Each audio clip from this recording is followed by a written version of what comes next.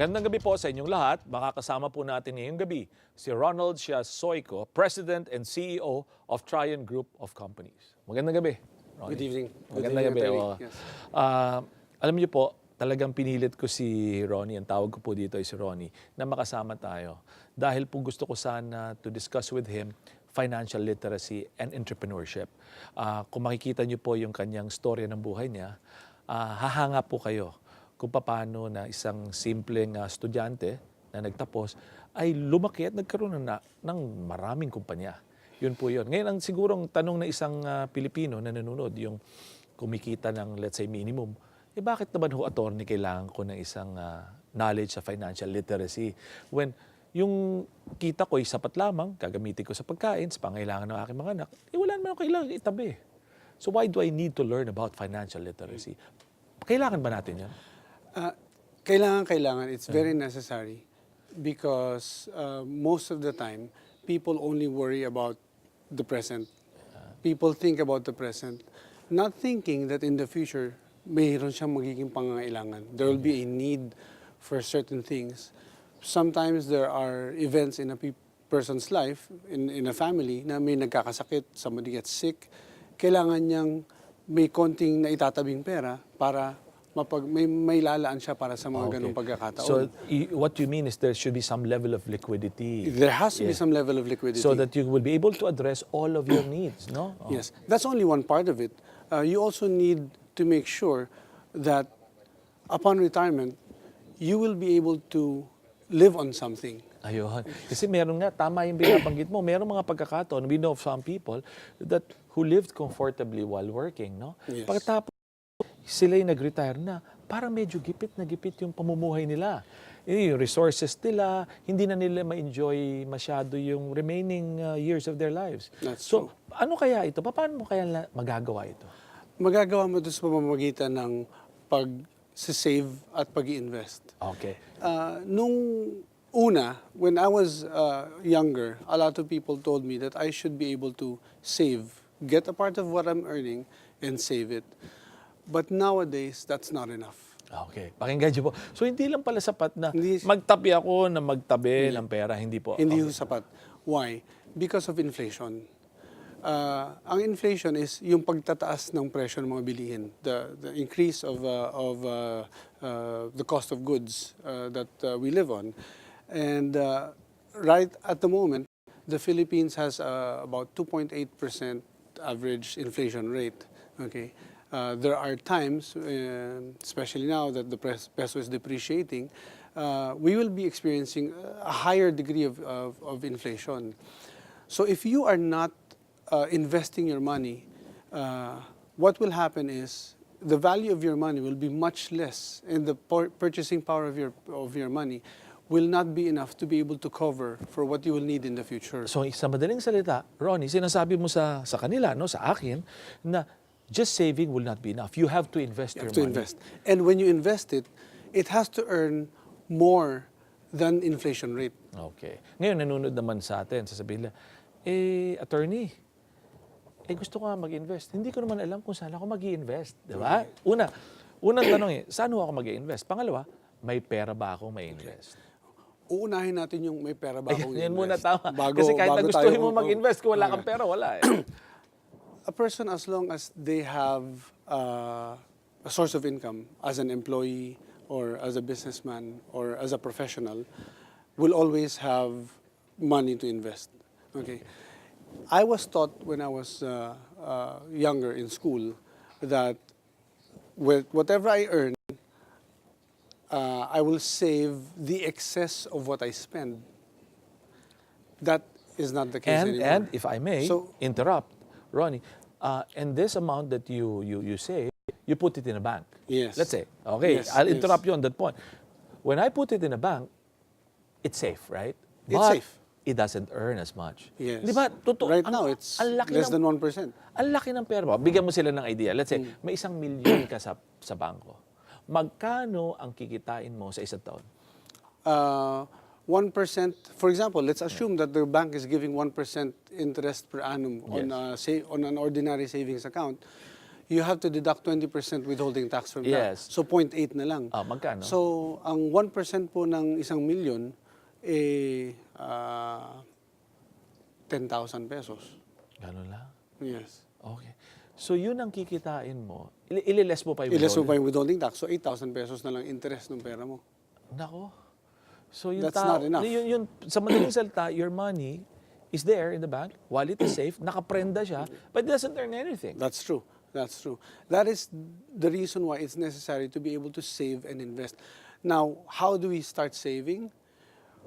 Whatever we income, Yan. Sa saving there's a muna new tayo. equation in saving and investing.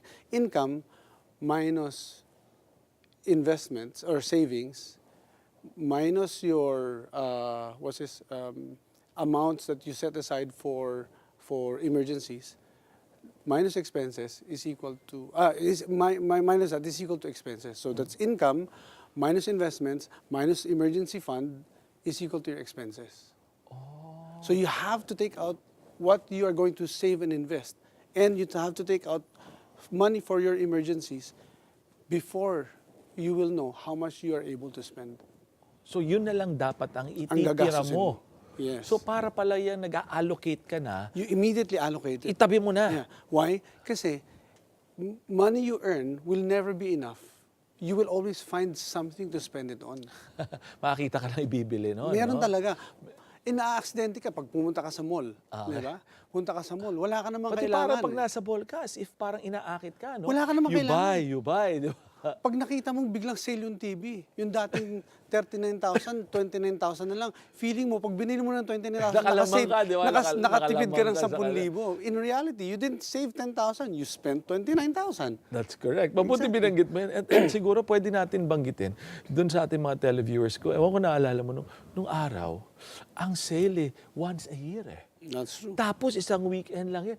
Ngayon ang sale, every month Every month may Whole sale. year Yes. round. People are, the commercial establishments are actually designed to convince you to spend your money. Spend your money. That's spend why your you're going to money. have to take out your investment fund already from the very beginning. So, for example, no, meron akong 10,000. Ibig sabihin.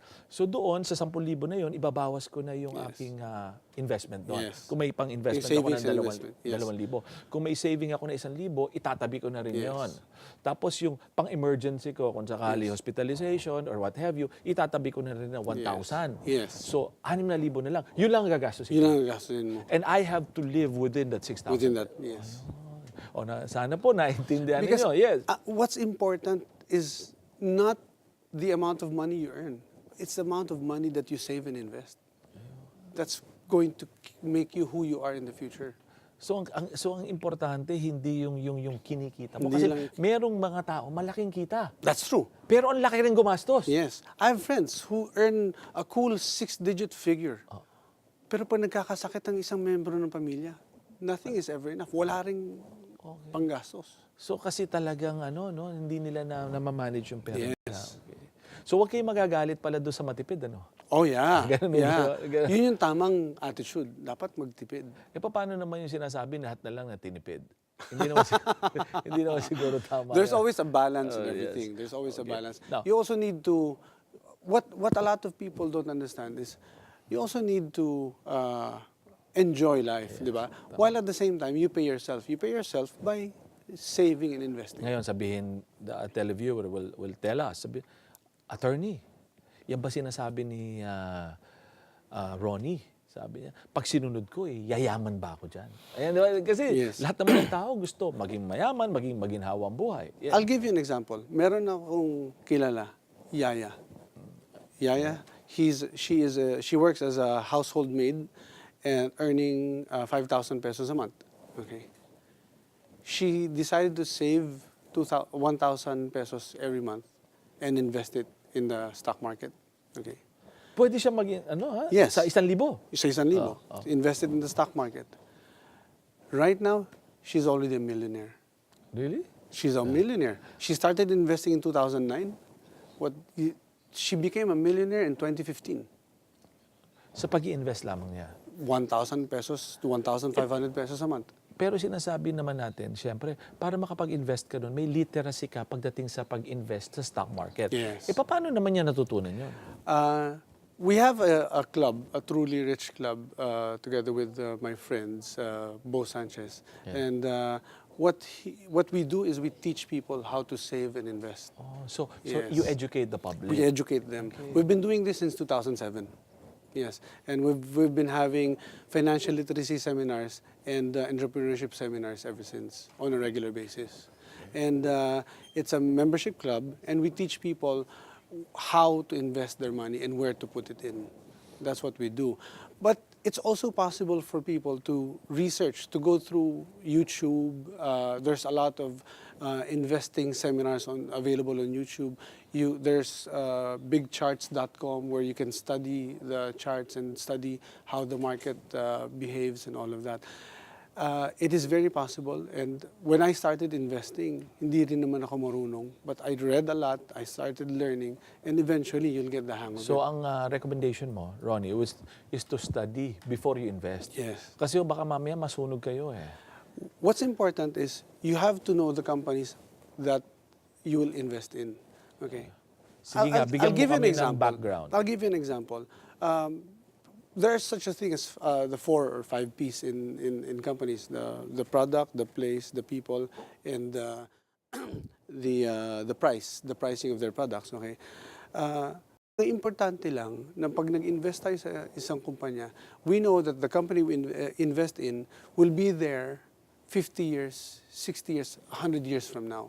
So companies that have durability, the companies that are well managed by good people and that has excellent products. In the Philippines, there are just about 4 families that you can invest in. Their companies are listed in the stock market, and you can invest in their companies. So sa And madaling you're salita, sure, parang more or sinasabi less, mo sa yes, kanila na kung wala kang kaalaman, ilimit mo lang doon sa mga kumpanya na. doon sa mga kumpanya na yun, Hindi ka magkakamali. nung 4 na pamilya dito sa Pilipinas, hindi ka magkakamali. Huwag na natin banggitin. Hindi na natin sila. pwede manggitin, pero malalaman na So nila nakita kung nyo, sino-sino very yun. simple naman It's yung very kanyang simple. paliwanag. No? Oo. Kung hindi ka naman marunong, mag-i-invest ka sa stock market, hanapin mo yung mga kumpanyang pinagmamayari nila. Halimbawa, katulad kanina, sinabi mo, you said a while ago that if you put your money in the bank, it will earn 1%. Okay. This happened to my mom. My mom had her money in the bank. And I asked her, how long have you had your money there?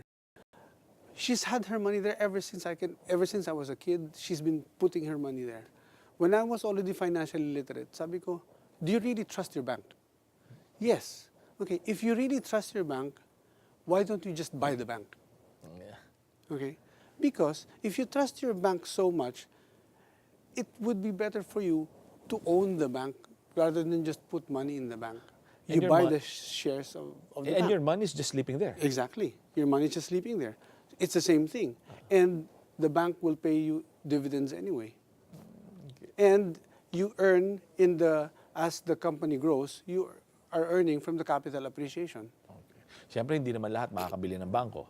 Ngayon, ang tanong ko, sasabihin nila, Mura lang ang bangko, BDO, magkano lang per share? 100 ayun, pesos. yun po ang sinasabi niya is yung shares. Hindi The natin shares of bibilin stock. yung buong Hindi bangko. Makikisapi ka. You buy a Ayun, share, a share. in the company so that you will be part of the growth of the company itself. And you'll be earning You'll from be earning their profits. from the profits through the dividends and from capital appreciation. Oh. Why? For example, if you buy a bank now, say you buy the top bank in the Philippines, okay?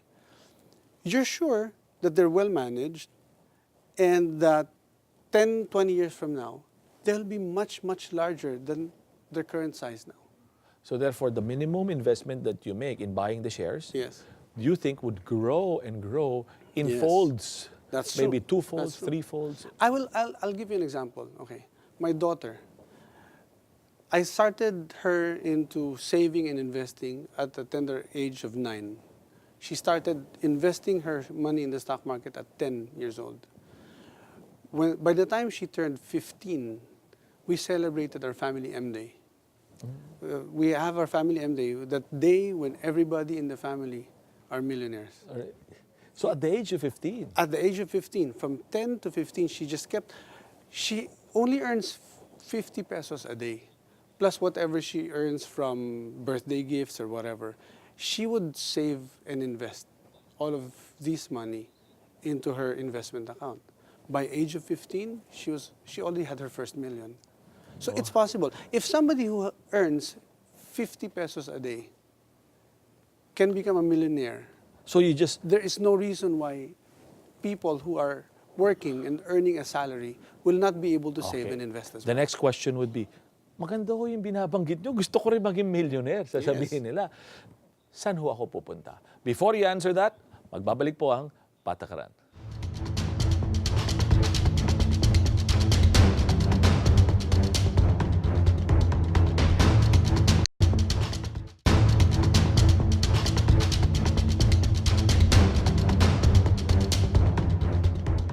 Nagbabalik po ang Patakaran. Yan, Ronnie, yung iniwan ko sa inyo, nakatanungan kanina, no? Sabi ko, maganda nga yung binabanggit mo na mag-invest sila Yes. sa pagbili ng mga shares sa iba't ibang kumpanya na sa tingin mo matitibay. Okay? Pero siyempre, katulad ng isang ordinaryong mamamayan, sabihin, saan po ba ako pupunta? Paano po ako makakapag-invest? Can you guide them on this? When it comes to investing in the capital markets, I have two suggestions. One is if they want to invest as directly, they can actually go to online brokerage firms. The top online brokerage firm in the Philippines is called Financial. Okay. And they can also go through. So, ang ibig mo sabihin dyan, Ronnie, pwede lang sila pumunta online, hanapin nila yon, Yes. yung pangalan ng kumpanyang yon, tapos makikita na nila yon. Yes. And then, siguro dun sa menu of services They doon, can open an account and they can download all the forms, open an account, and ang katanungan ngayon, paano nila ngayon i-invest yun? Lahat online. makikita mo yun. You will be able to. Okay. You can attend free seminars being given by all of these online brokerage firms. Okay. They can do that. So, pwede rin yung credit card siguro na pagbabayad, ano? Pwede din. I'm not so sure, but ang alam ko, ang binabayad is magdideposito ka sa bank account nila. Ayun.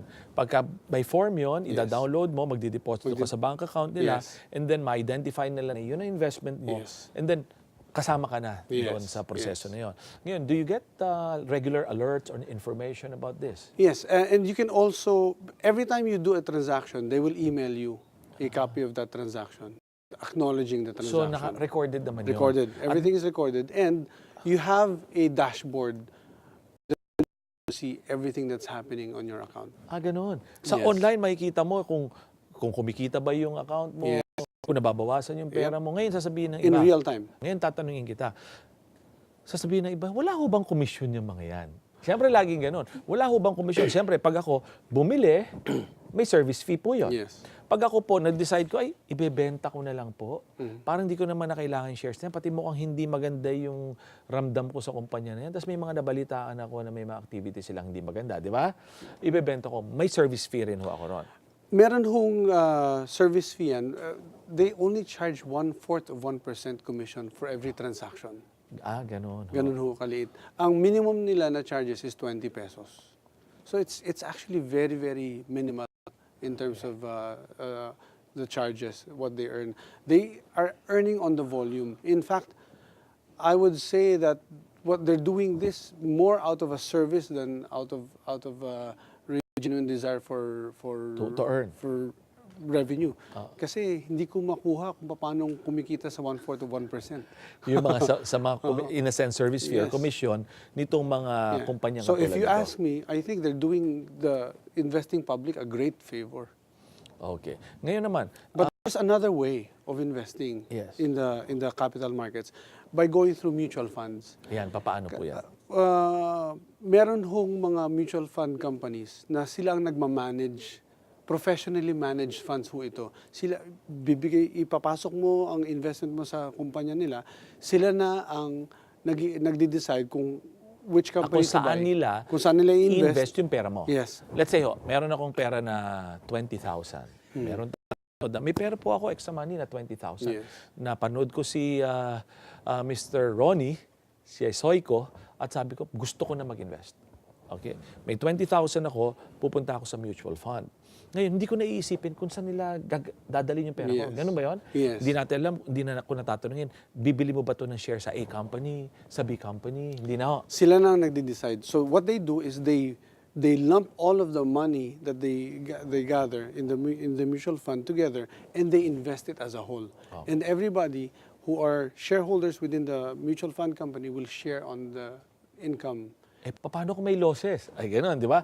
Realidad natin, Of kung may course. income, may losses. In- Paano kung yung 20,000 na investment ko, no? Tapos, Yes. alam niyo naman, ang ekonomiya, minsan, nagkagulo. Bumaksak yung stock market, nangyayari po yan, di ba? Yes. Yung pera ko, tinawagan ako, sabi, naku, yung 10, yung 20 mo, ano na lang ngayon? 15,000. Okay.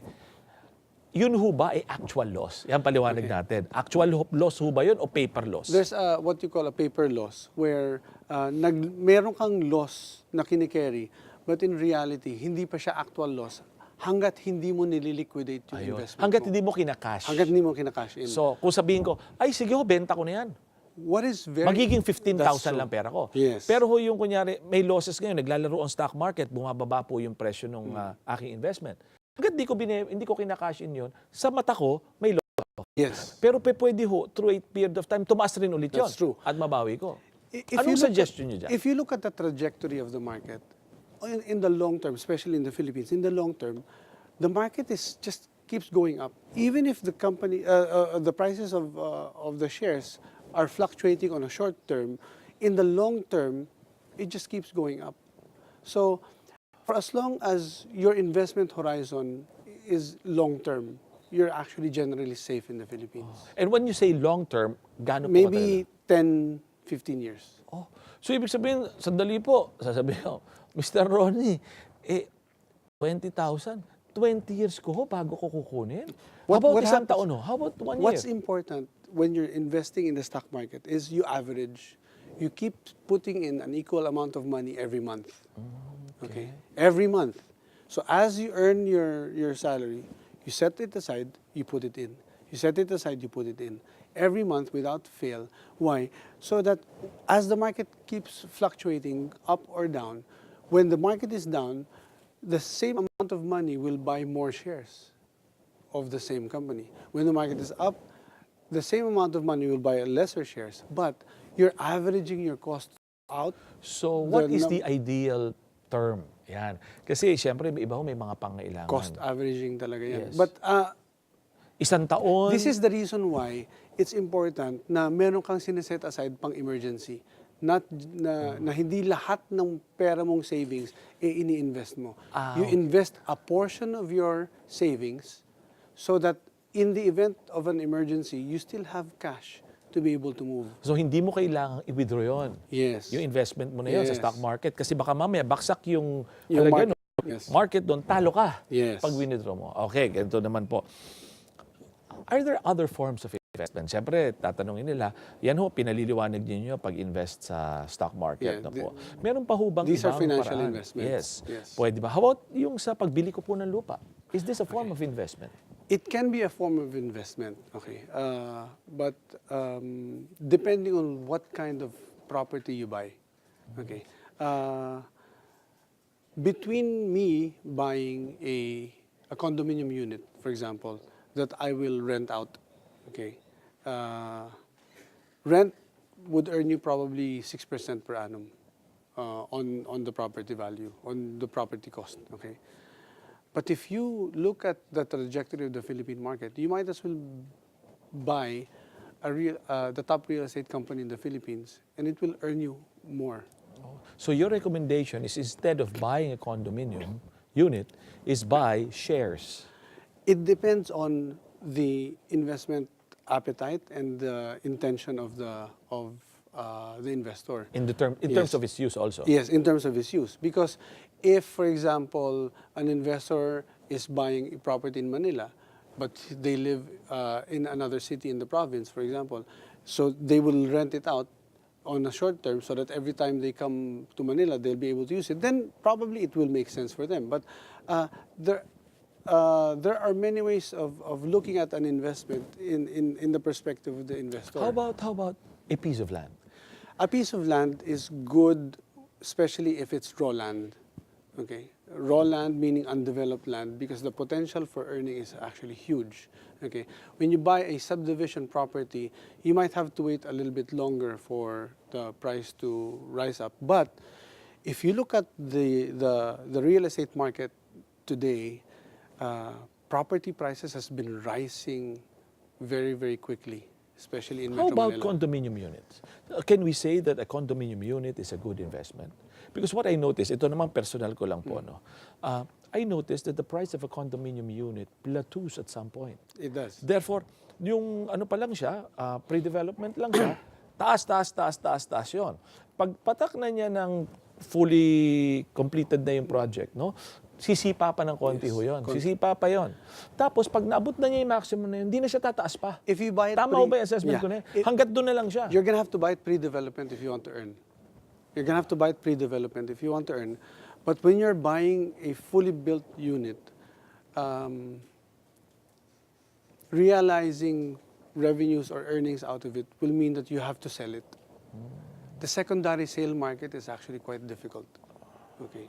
Okay, ito naman ho, tanungin ko kayo, sasakyan. Sabi, meron tayong television. Nakong hilig ko sa sasakyan, ha? Marami akong sasakyan. Iba-iba pa yan, ha? Is that an investment? No. If you're gonna ask me, having a car is a necessity but not an investment.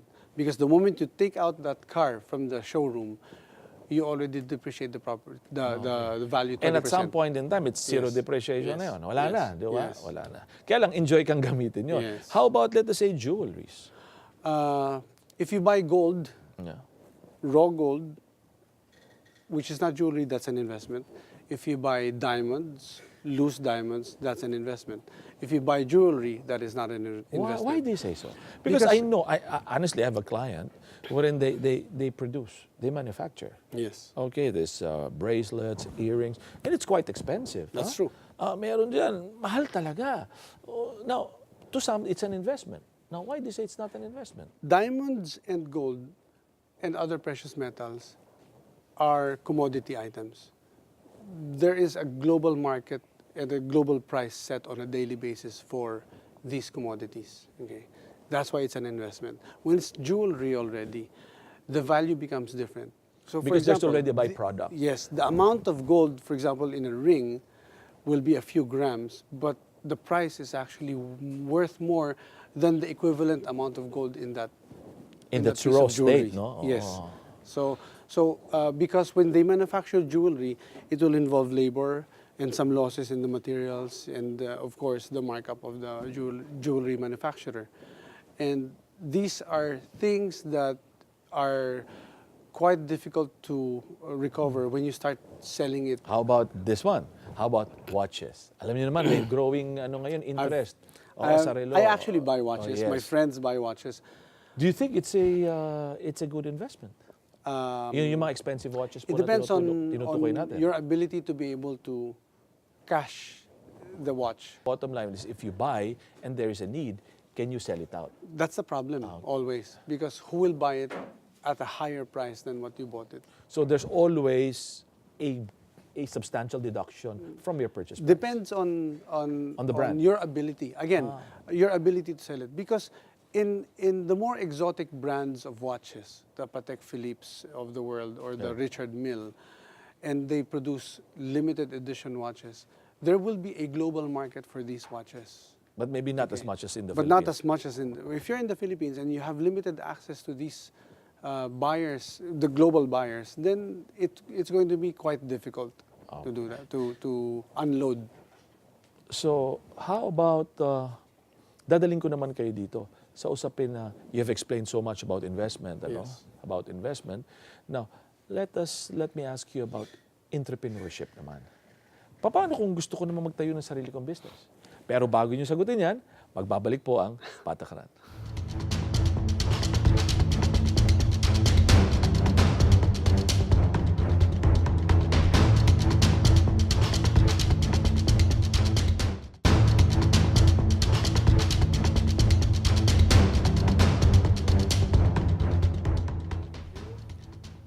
Nagbabalik po ang Patakaran.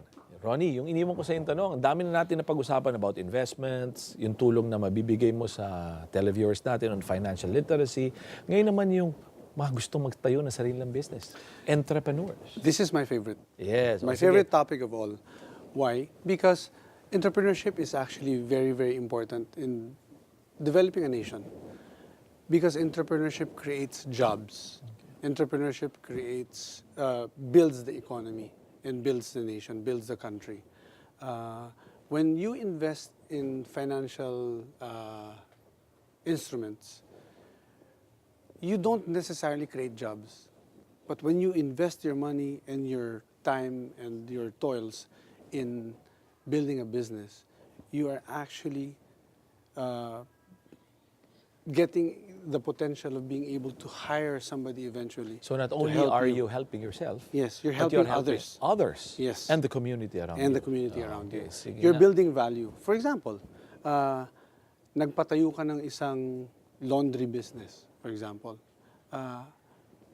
Pagka lumalaki yung laundry business mo, hindi mo kakayanin na mag-isa ka eh. You're gonna need to hire somebody to help you do that business. Then you're already enabling one person or another person to have income that they can in turn save and invest. Okay. So you're able to give opportunities to other people while you're bringing opportunities of financial safety nets for you in the future. Okay. What do you suggest? Ano yung mga business na nasasuggest mo na maganda para doon sa magsisimula? I would normally say that you have to do things that you know. Ayun. Okay. I think that's a very good Yeah. suggestion. Huwag mo Kailangan- papasukin yung hindi mo Yung alam. hindi mo masyadong alam. Okay. Pero hindi naman ibig sabihin na hindi mo alam ngayon, hindi mo na pwedeng pasukin. Because there's always a way of learning things for you to be able to do it. What's nice about being in a third world country like the Philippines is that there are plenty of opportunities. Because in a developed country like the United States, for example, everything is provided for by the government. Everything that you can think of is available. In a country like ours, there are always gaps in services that the government is unable For example? to give. Health services, for example. Okay, not everything is available, so there might be an opportunity to be able to have a business, right? to have a business.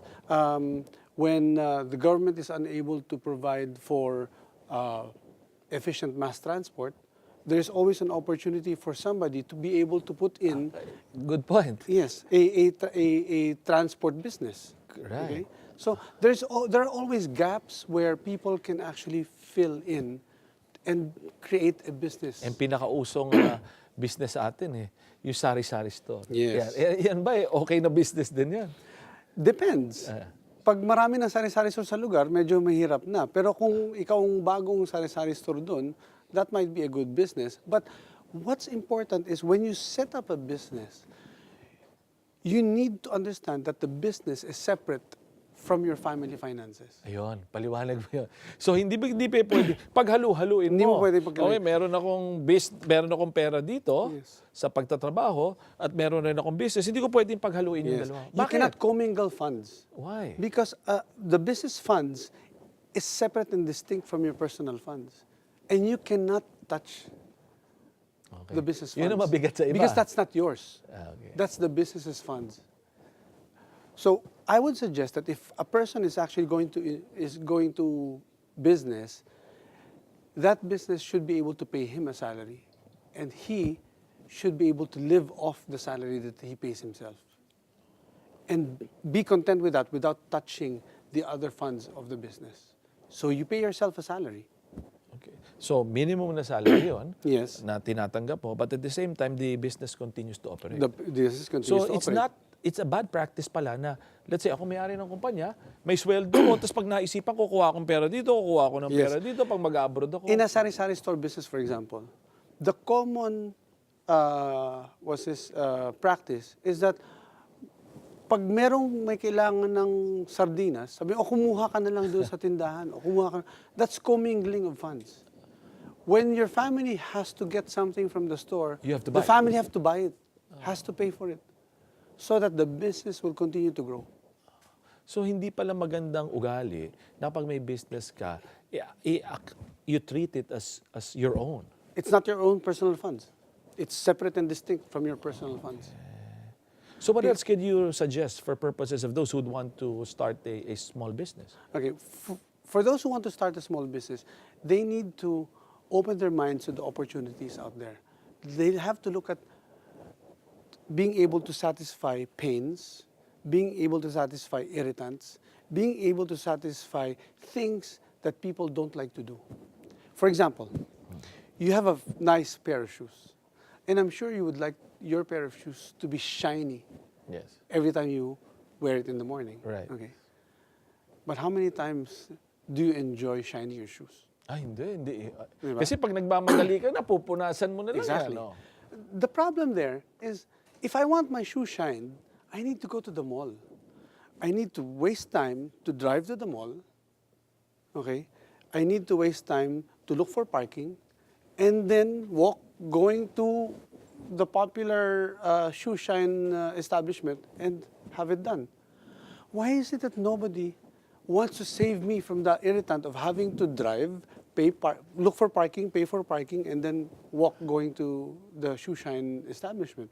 Why is it that I cannot just lift my phone and say, I want to have my shoe shine, and then somebody comes up to me in a bike, gets it, and delivers it the next morning before I leave the house, well shined? That's an irritant, and nobody's doing it. That's an opportunity. So you need to find gaps, you need to find irritants and satisfy these irritants, satisfy these things that people do regularly, but they hate doing it. Like for example, no, alala mo, itong mahirap, iba gusto na may driver. Yeah. Nahirapan silang magano kasi personality, attitude, may mga needs pa yon. Yes. Pero meron na ngayon mga kumpanya na nagpo-provide na ng sasakyan, may driver pa. That's true. At a fee. At a fee. And this is again a gap that was satisfied. Yes. So find the gap and be able to satisfy that gap. Then you will. What's important when you start doing business, okay, is that you have to start the business with loving people in mind. Why? When you satisfy a person's irritant, when you take away a person's irritant, satisfy a person's need, you're doing it out of love. And if you do everything out of love and you give such a fantastic service, people are going to be willing to pay for it. And then when they part with their money, they'll feel happy giving it to you because they feel loved when you start doing business with them. Now, let me ask you this, and let me do it by as an example. I recall in the early 2000, malaki yung need for an office. Yes. Diba? Kaya Yes. nagkaroon niya ng parang virtual office. Yes. Gusto ko magkaroon ng opisina, but I'm not there every day. Maybe 2 times a week, once a week, but I need something, a place, for purposes of representation. If I have a visitor, Yes. or I have to do a meeting, so I pay. Nauso yun. Yes. Yun yung gap. However, meron rin nauso. Yung mga coffee shops ngayon na pagkalalaki. Yep. Na pagkalalaki. Na hindi mo na kailangan pumunta ng opisina, magkakapi ka pa doon sa kanila. Yep. That's another They're gap. providing a Oh, venue. yes. So, medyo humina yung aspeto na yun. So, as you will see, and as our televiewers will see, tama yung sinabi ni Ron, you really have to look for avenues Yes. and needs of the community. That's the most important thing. But what's nice is when you start doing these businesses and you start growing your business, you're growing the nation as well. You're building value. When you start doing a business, you have to start small, but you always think big. Yeah. Always think big. Because that's the only way for you to grow. Now, let me ask you this question. And I keep on hearing this, no? Sinasabi nila, and I would want you to explain, kung hindi totoo, they would always say that a businessman, to be able to profit, should be shrewd. Ano yun? Tama ba yun? I don't necessarily agree with that. Yeah. This is why I said a while ago, you have to start your business loving people. Because when you start loving people and giving them the fantastic service, they will willingly and gladly pay for your services. a shrewd businessman, in the way we see it, they become ruthless to a point where they value profit more than anything else. And they don't value their employees, they don't value people. I don't believe that. Okay. Because everybody, all stakeholders in the business has to be happy. Everybody. Like, for example, if I put up a business and the business cannot afford to pay people the right wages, that business does not deserve to exist. That business does not deserve to exist. Why? Because everybody in that business, the employees, all stakeholders, the customers, they need to get their fair share from your business activity. They need to be paid right. So what they are need you- to be happy. They need to also live. Yes. So what are you telling us? If an employer does not remit SSS premium, does not deduct taxes, and does not comply with governmental regulation, that's not good business. That's not good business. That's not good business. Because we have to give Caesar what is Caesar's. You cannot not comply with all of the regulatory requirements. Now, having said this and having explained so much about entrepreneurship, can we say na mukhang maganda yan, hindi na pala ganun ka-importanting mag-aral pa. Di ba? Pwede ka naman pala mag-business. And I know of a lot of people who came from very humble beginnings, limited education, who did well in business. Marami akong kakilalang ganun. That's So sasabihin natin na parang hindi na pala kailangan mag-aral ng bata. Paano natin di ba? Paano natin i-connect 'yon? That's true. Di ba? Kasi sa iba may makilala akong tao, mga businessman, hindi importante ang aral masyado. Importante maka-graduate ka lang, tama na 'yan. I know of a lot of friends. In fact, my very close personal friend has not finished college.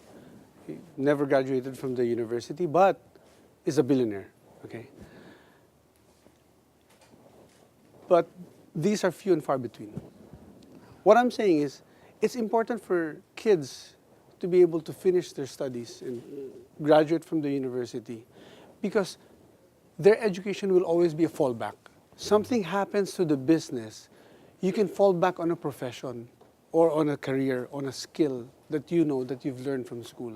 Okay, it may not necessarily be so for other people, but for other people, I think it is safe to be able to finish your studies and then go into business. Okay. What you have presented to us so far is a sweet and rosy environment of business. And alam naman natin, hindi laging ganun eh. Yes. May pumasok ako, tinabi ko yung pera, retirement ko ito, di ba? Nag-early retirement ako, o savings ko, pinasok ko sa business.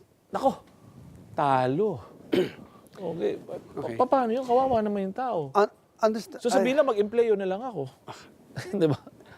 You know, for people who are retiring, for example, the risks are higher when you are advanced in age and you start business.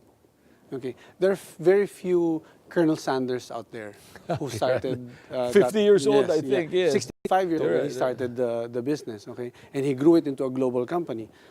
I have friends who have started businesses when they're 70 years old, and they're doing very well. But there are horror stories of people starting at a late age. What's nice when you're going into business is you start earlier because you have a longer runway. Okay? Having, in the same way as when you're investing, a longer runway affords you more time. The secret always is time. When you invest or when you do business, time is very, very important. The more time you have, the greater chances for success that you will have. Okay. Nako, I'll give you just a few seconds and you could give a message to the public on financial literacy and entrepreneurship. Yeah. Financial literacy is very, very important to our nation. When you start thinking about it, a lot of people always think that they don't deserve to be rich.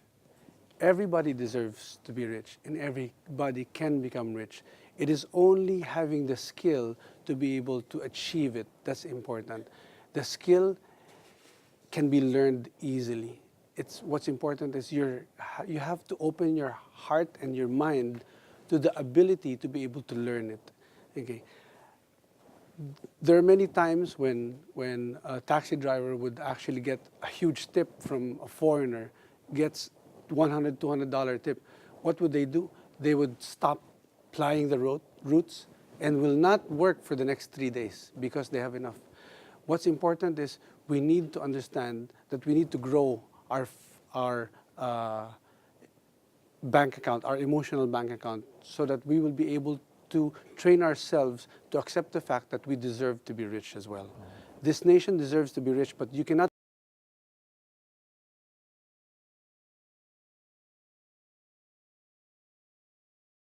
where more and more Filipinos are rich so that we will become a rich nation. And it is possible through financial literacy. It's very, very important that the government helps SMEs and that we will help each other. Thank you very much, Ronnie. Thank you. I hope that this has been very informative for you. Hanggang dito na lang po. Maraming salamat ulit, Ronnie. At magandang gabi po sa inyong lahat. Ito po si Attorney Tranquil sa Patakaran.